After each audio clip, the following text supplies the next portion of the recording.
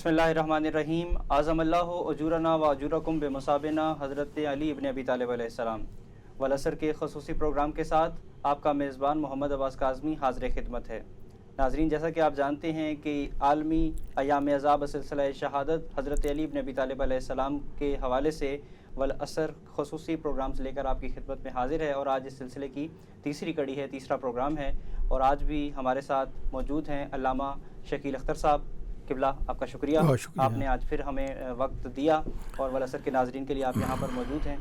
किबला, आज हम ऐसे वक्त में ये प्रोग्राम कर रहे हैं कि जब दुनिया जो है वो जंगों की ज़द में है और इस्तेमार ने ईरान पर हमला भी किया है और इस हमले के नतीजे में ईरान बड़ी जवामर्दी से इस तमाम वाक़े को, तमाम ये जो सिलसिला हो रहा है उसको नबरदाज़मा भी है।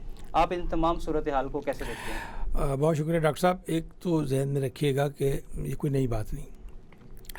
1400 साल में जितनी भी मज़लूमियत की तहरीकें हैं, ठीक है, हक़ गोई और सदाक़त की तहरीकें हैं, उनका मरकज़ व महवर या मौला कायनात की ज़ात रही या करबला रही। जब भी कोई ऐसी सूरत हाल आती है तो हमें सामने की चीज़ नज़र आती है। दरअसल वो सामने की चीज़ नहीं होती, उसके पीछे वही ताकत होती है जो मौला कायनात ने इस दुनिया में, अब जो ईरान की आप बात कर रहे हैं, हमारा बरादर इस्लामी मुल्क है, वहाँ प्रैक्टिस क्या है? वह मौला कायनात का निज़ाम है, यानी मौला कायनात ने जो दर्स दिया उसी पे, किसी एक फ़र्द की तो वो तरबियत नहीं है, वो एक एक्सटेंशन है। बीज आप बोते हैं, उससे पौधा निकलता है, तो आप पौधे की फूल की तारीफ़ तो करेंगे, लेकिन ये भूल जाएंगे कि जिस बीज से ये पौधा निकला है वो बीज क्या है। जो हक़ व सदाक़त का रास्ता है, अली सिरात मुस्तक़ीम बना, वो बहुत सारी बातें हैं जो बहुत सी हदीस हैं, जिससे आपको ज़ाहिर होगा कि मौला कायनात ने अगर ज़ालिम क़ुव्वत के ख़िलाफ़ किसी ने मज़ाहमत की बुनियाद रखी तो उसका नाम करबला है। उससे बढ़कर कोई चीज़ नहीं, करबला से आगे कोई चीज़ नहीं जा सकेगी। जो भी अपनी शजाअत का मुज़ाहरा करेगा उससे करबला से क़ुव्वत कशीद करनी पड़ेगी, वो करबला से मोतबर नहीं होगा। बार बार जो हम गुजारिश करते हैं, आप मिंबरों से मौला कायनात की शजाअत बयान किया करें, मौला हुसैन का सब्र बयान किया करें, मौला हुसैन का जिहाद बयान किया, अज़दारी बयान करें। उससे क्या होता है? नस्लें तैयार होती हैं और नस्लें तैयार होकर उस मकाम तक पहुँचती हैं जो आज आपको ईरान कौम नज़र आ रही है, जो मज़ाहमत पे खड़े हैं। अचानक तो नहीं होगी ना। अगर अचानक मज़ाहमत करने के लिए कोई कौम तैयार होती है तो इस निज़ाम को उठाकर किसी और मुल्क में ले जाइए और एक महीने बाद कहिए कि वो भी इसी तरह मज़ाहमत करें।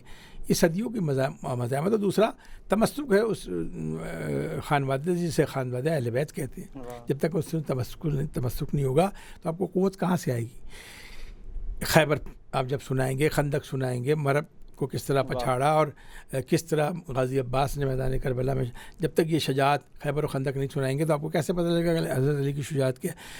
खैबर और खंदक आप सुनाना बंद कर दें, अली के फ़ज़ाइल सुनाना बंद कर दें और अचानक कहें जनाब ये बहुत शुजा एक शख्स मेरे सामने आया है, तो वो कहाँ से आया होगा? अगर उसका सिलसिला मौला कायनात या करबला से नहीं जुड़ा हुआ है तो वो कितना बड़ा शुजा हो, हमारे नज़दीक वो शुजा नहीं होगा।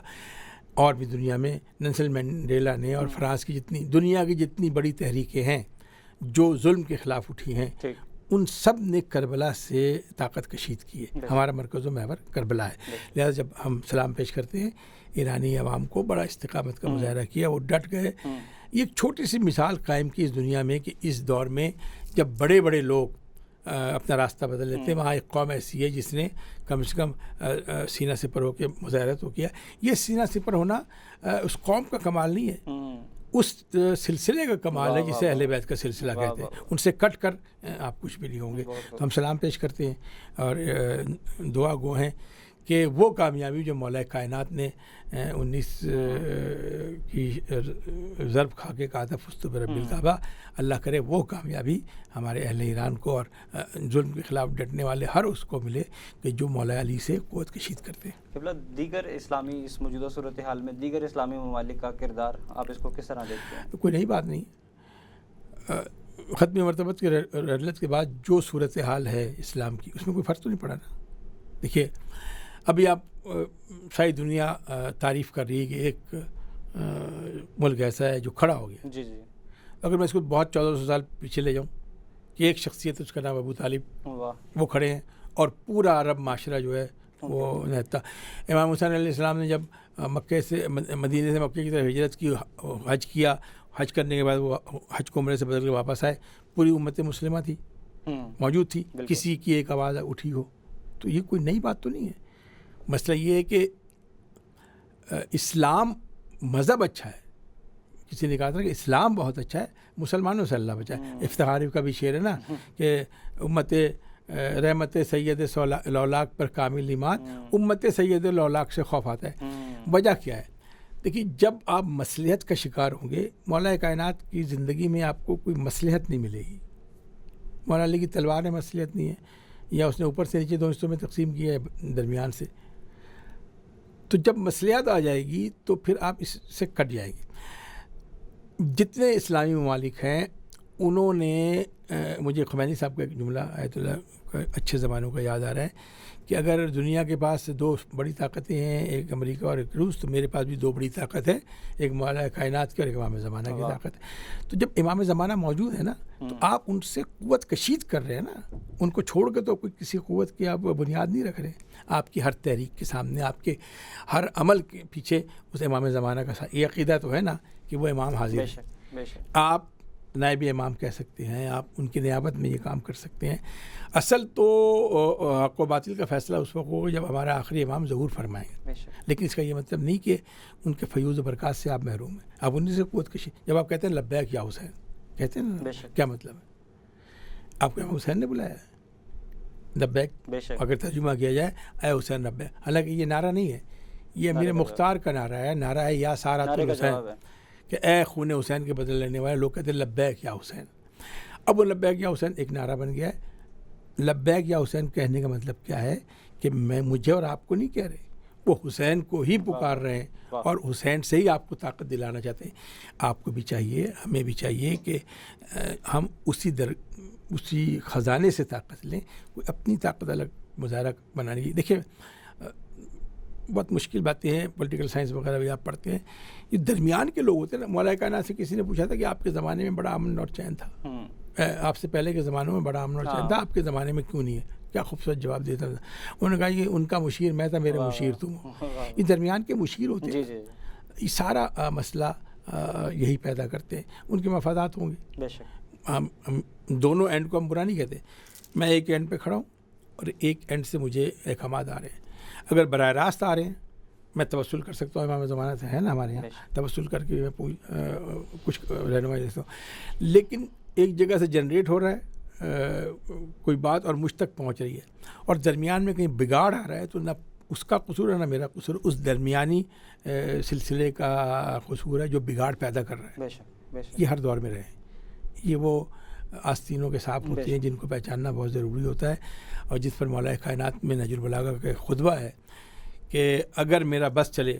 واپس آئے سپین سے تو لوگ بیٹھے ہوئے تھے, مولا سردی ہے, کہاں جائیں گے لڑنے کے لیے. تو مولا نے خطبہ دیا تھا کہ میرا بس چلے تو میں اپنے 10 دے کے اس کا 1 لے لوں, اس لیے کہ تم جانتے ہو کہ میں حق پہ ہوں, لیکن تم میرا ساتھ نہیں دیتے. اور وہ جانتا ہے کہ وہ حق پہ نہیں ہے, لیکن اس کے ساتھ مخلص ہے. مولانا نے کتنا بڑا کمپیریزن کیا تھا کہ اس خلوص میں, چاہے وہ امیر شام کا مخلص ہو, میں ان کو لے کر تمہارے 10 دے دوں گی, تم ہمارے ساتھ خلوص. اس فلسفے کو سمجھ جائیں گے. دیکھیں, کربلا کی بات جو ہماری تاریخ ہے نا, اس میں کہیں کجی نہیں آئی. اس میں جہاں آپ ڈنڈی ماریں گے وہ آپ کو نقصان ہوگا. کربلا کی جو عزاداری اس کو چلنے دیں گے. جہاں آپ کوئی بگاڑ پیدا کریں گے وہاں آپ کو کچھ عرصے بعد خود ہی پتہ لگ جائے گا کہ وہ بگاڑ آپ کے لیے کس قدر نقصان دہ. عزاداری کو کچھ نہیں ہو رہا, عزاداری ابھی بھی ہو رہی, پھیل رہی کہ نہیں پھیل رہی. عزاداری ہر جگہ پھیل رہی, عزاداری کی صورتیں بدل رہی ہیں.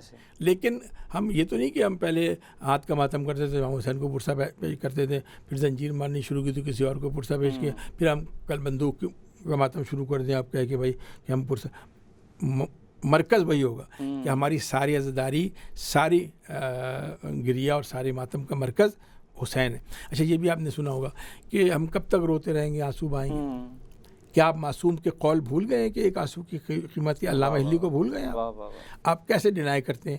معصوم کہہ رہے ہیں کہ ایک آنسو کے بدلے جنت واجب ہے, اور آپ ممبر سے کہہ رہے ہیں کہ ہمیں رونا نہیں چاہیے, ہمیں یہ نہیں چاہیے. ٹھیک ہے, آپ مت روئیں. جو رو رہے ہیں ان کو رونے, آپ کچھ اور کرنا چاہتے کریں. جو رو رہے ہیں ان کو کیوں منع کر رہے ہیں کہ آپ روئیں نہیں, آپ جہاں ڈٹ جائیں؟ کیا کریں ہم؟ دیکھیے, مشکل باتیں ہیں. آپ کے چینل سے میں کہہ بھی دیتا ہوں, کیا کریں. امام زمانہ کا ظہور ہونے والا ہے, تو آئیے ہم اپنے آپ کی تیاری کریں. کیا تیاری کریں؟ آپ مجھے کلشنکوف چلانا سکھا دیں گے؟ آپ مجھے کمانڈو ٹریننگ دے دیں گے؟ یہی کریں گے نا. امام جب ظہور فرمائیں گے تو ان کے ہاتھ میں تلوار ہوگی. اب سوال پوچھیں کہ آپ کے پاس گائیڈڈ میزائل ہے اور یہ ہے، اور وہ تلوار سے کیسے لڑیں گے؟ یہاں عقیدے کی بات آتی ہے. یہ یاد رکھیے گا، امام زمانہ کے ہاتھ میں تلوار ہے، آپ کے ہاتھ میں تلوار نہیں ہے. دو چیزیں ہیں جو کسی تحریک، وقت ہے نا تھوڑا سا، دو چیزیں ہیں جو کسی تحریک کو آگے بڑھاتی ہیں. ایک مالی مدد، کہ جب آپ سے کوئی مالی مدد مانگے تو آپ ہاتھ نہ کھینچیں، اور دوسرا جب خون کی ضرورت پڑے، قربانی کی ضرورت پڑے. 1400 سال سے عزاداری آپ کو کیا سکھا رہی ہے؟ ابھی امام نے آپ سے مانگا نہیں ہے، لیکن آپ امام کے نام پہ لٹا رہے ہیں نا. کبھی نظر کی نیاز میں، کبھی عزاداری کی صورت میں، کبھی امداد کی صورت میں. خمس و زکوٰۃ بھی اسی کا حصہ ہے. ابھی امام نے مانگا نہیں، آپ اپنی جیبیں خالی کر رہے ہیں. غریب آدمی بھی اپنی جیب خالی کر کے فرشت. اور خون ابھی امام نے مانگا نہیں، آپ امام کے نام پر خون بہاتے ہیں، حرم امام حسین میں بہاتے ہیں. تو اس کا مطلب ہے 1400 سال سے ایک قوم کی تربیت ہو رہی ہے کہ جب تمہیں خون اور پیسوں کی ضرورت ہو تو تم پیچھے نہ ہٹو. یہ ساری عزاداری تربیت کرتی ہے کہ جب امام زمانہ آواز دیں گے، کیونکہ ہمیں ہماری رگوں میں ہے، ہم نازوں کے نہیں پلے، ہم نیازوں کے پلے ہوئے ہیں. تو ہم اپنی قربانی میں ہمیں کوئی، یہی ہماری تربیت ہے، کوئی نئی چیز نہ لائیں. نیا مقصد کربلا نہیں، مقصد کربلا طے شدہ. 1400 سال سے مقصد کربلا کا تعین ہی نہیں ہوا. آپ لوگوں کو کہتے ہیں ہر سال مقصد بدل جاتا ہے. ابھی سیاسی ماحول میں اگر کسی پارٹی نے آپ کے ساتھ حکومت کی ہے 3 سال، اگر وہ اپنا مینیفیسٹو منشور پورا نہ کرے تو آپ اگلے سال ووٹ نہیں دیتی ہوں. وجہ 3 سال جو مقصد پورا نہ کر سکے وہ پارٹی ختم ہو جاتی. 1400 سال سے بھی تو کربلا کا مقصد نہیں. اس کا مطلب یہ ہے کہ مقصد طے ہے. آپ مقصد کا نام لے کر بدلنا چاہتے ہیں، اس میں کوئی اپنا مقصد ڈالنا چاہتے ہیں. یہ یاد رکھیں.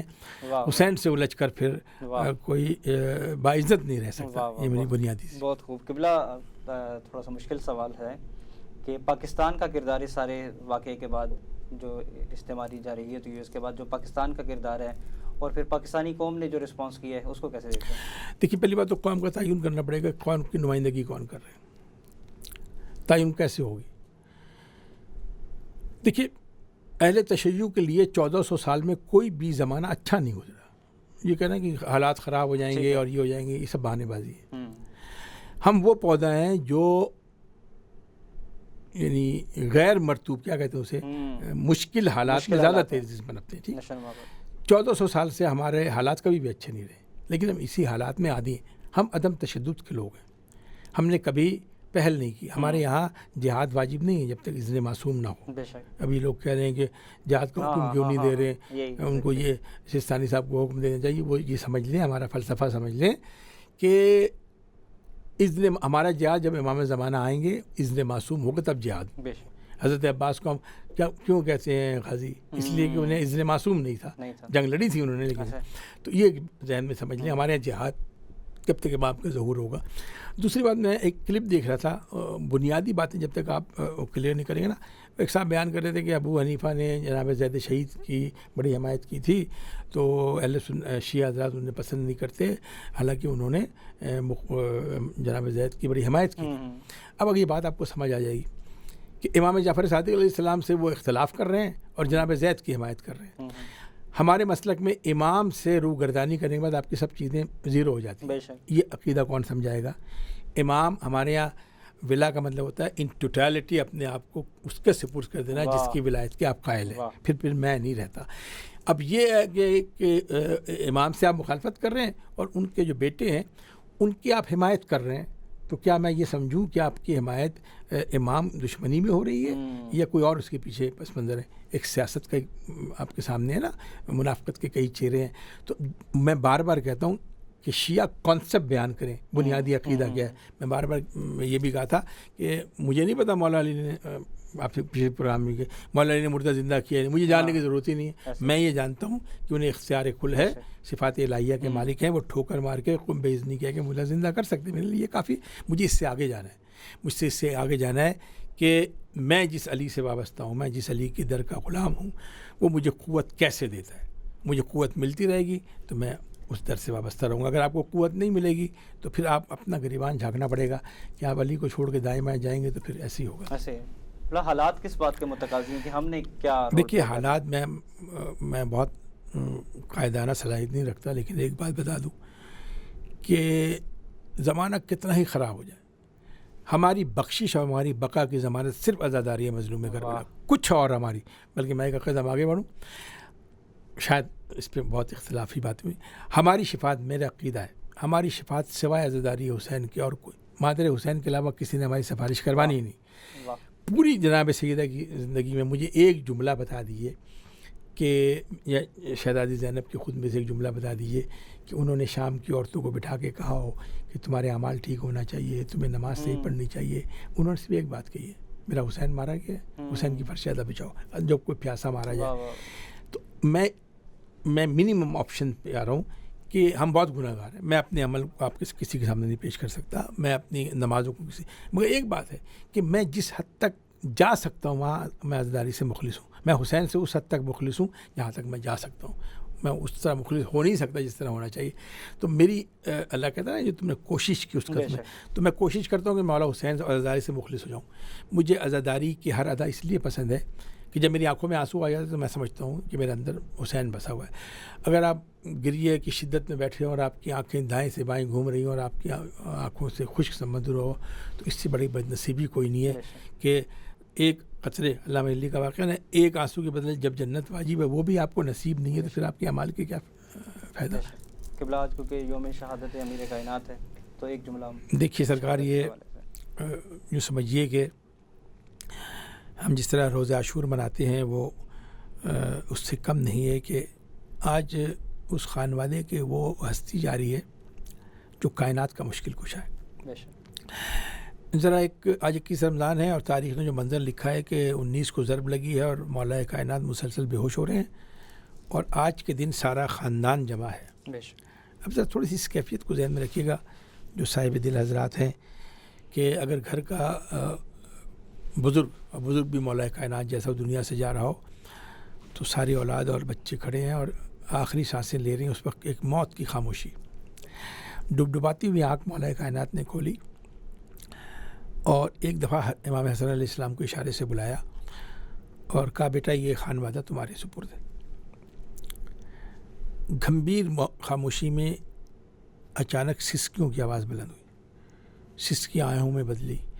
اب مولا کائنات آنکھ کھول گئے کہ جناب ام المؤمنین نے حضرت عباس علیہ السلام کو اپنی گود میں کندھے پہ ہاتھ رکھا ہوا اور رو رہی۔